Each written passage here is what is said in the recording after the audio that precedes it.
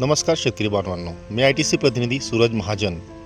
आज आपण गव्हाच्या क्षेत्रात पाहणी करणार आहोत आणि माझ्यासमोर तुम्ही पाहू शकता की ही गहू लागवड झालेली आहे। आता सर्वत्र महाराष्ट्रामध्ये गव्हाची लागवड झालेली आहे। तर आपण गहू लागवड झाल्यानंतर दुसरे पाण्याची पाळी देत असतो, त्यावेळी शेतकरी बांधव युरिया खताचा वापर करत असतात आणि आपण एकरी 50 किलो साधारण युरिया हे देत असतो। तर युरिया देताना आपले शेतकरी बांधव पाण्याच्या पाळीच्या अगोदर युरिया हे आपण टाकत असतो। बघू शकता या शेतकरी बांधवांनी युरिया खत हे टाकलेले आहे, पाहू शकता तुम्ही।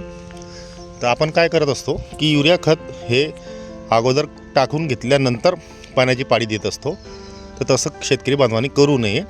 त्याच्यामुळे काय होतं की आपला जो युरिया आहे हा पूर्णपणे दिलेला युरियाच्या नंतरचा डोस आहे हा पूर्णपणे झाडाला लागू होत नाही।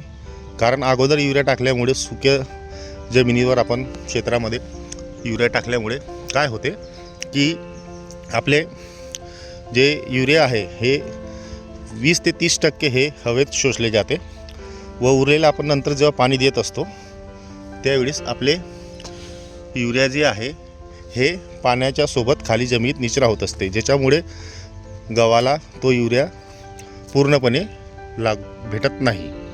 तर त्याला काय करायचं की आपण अगोदर पाणी भरल्यानंतर 2 दिवसानंतर आपण त्या ओल्या जमिनीत युरिया हा टाकायचा असतो, ज्याच्यामुळे ओलसरपणामुळे युरिया हा जमिनीत शोषला जाऊन झाडांना पुरेपूर लागू होत असतो।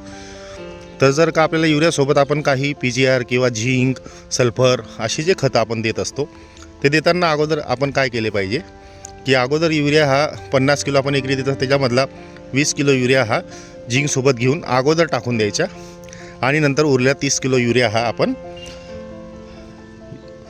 जो 30 किलो युरिया उरलेला आहे तो आपण नंतर पाणी भरल्यानंतर 2 दिवसांनी टाकायचा आहे। किंवा आपण जे बी PGR घेणार आहोत ते अगोदर 20 किलो युरियासोबत टाकायचे, जसे झिंक आहे, सल्फर ह्याच्यासोबत घ्यायचे आणि नंतर उरलेला 30 किलो युरिया हा टाकायचा असतो। त्याच्यामुळे तुमचा युरिया हा पूर्णपणे गव्हा पिकाला उपलब्ध होत असतो आणि तुमचे गव्हाचे उत्पन्न यामुळे वाढू शकते।